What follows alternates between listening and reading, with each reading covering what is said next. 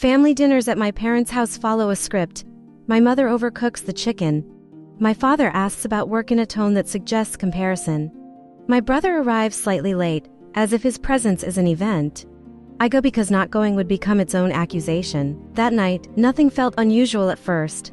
We were halfway through dinner when my mother asked me, seeing anyone yet? It wasn't curiosity, it was inventory. Not right now, I said. My brother leaned back in his chair, smirking in that effortless way he's practiced since high school. Still single, huh? Must be lonely being a failure. My parents chuckled, not loudly, just enough. That sound was the part that stayed with me, failure. The word floated there, light and casual, like he'd commented on the weather. I felt the familiar urge to deflect, make a joke, shrug, keep the evening smooth. For 3 years, I'd been keeping things smooth. 3 years of automatic transfers on the first of every month, 3 years of, don't tell mom and dad, I just need a little time. 3 years of him jetting back on his feet. I'd told myself that it was temporary. That helping family wasn't something to tally. But sitting there listening to him label me a failure in the house where he still did laundry on Sundays.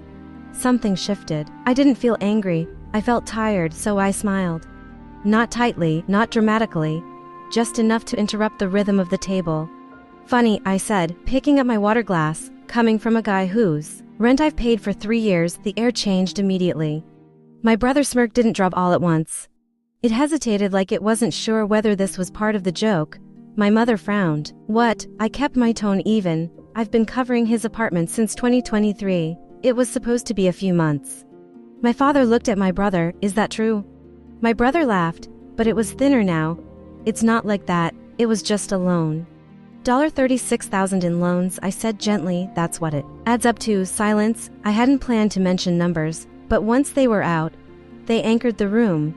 My mother stared at him as if she were recalculating her understanding of her own son. Why didn't you tell us? He looked at me instead. Why are you making this a thing? I finally set my glass down. I wasn't, I said. You were? The humiliation he'd intended for me was still hovering, but now it had nowhere to land. It circled back. He shifted in his seat. I was joking, I said. So am I. Another silence. He didn't laugh. Then I added, almost as an afterthought, by the way, I canceled the transfer this morning. The lease renewal's in 2 weeks, right? That wasn't a threat, it was information. He blinked. You what? I sent you the confirmation email and copied the landlord. There it was, the authority in the room. Not a raised voice, not my parents stepping in. Paperwork, deadlines, a third party who didn't care about family dynamics. My father straightened. You've been paying his rent this whole time. Wes, why? I considered that because he asked, because you would have blamed me if I didn't. Because I didn't want him to struggle. Instead, I said because he said he needed help. My mother's attention had shifted completely. The earlier laughter felt misplaced now, like something said at the wrong funeral. My brother's confidence drained in increments. You can't just stop, I'm in between contracts. You said that last year, I replied. He looked at our parents for reinforcement. They didn't give it. For the first time in a long time, he didn't have the higher ground at this table. I didn't gloat, I didn't raise my voice. I just let the facts sit there. Dinner resumed awkwardly, forks against plates. No one brought up my relationship status again. When I stood to leave, my mother followed me to the door. Why didn't you tell us? She asked quietly. I held her gaze.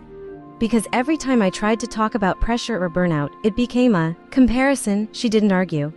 Outside, the air felt cool and uncomplicated. In my car, I checked my phone. A message from my brother. You blindsided me. I typed back, then deleted it. Blindsided would have been stopping the payments without warning. Blindsided would have been exposing him publicly without provocation. He'd chosen the stage. I'd just turned on the lights. Driving home, I expected to feel triumphant. I didn't.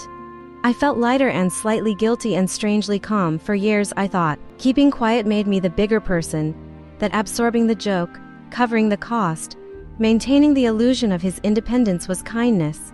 But silence had been expensive, not just financially.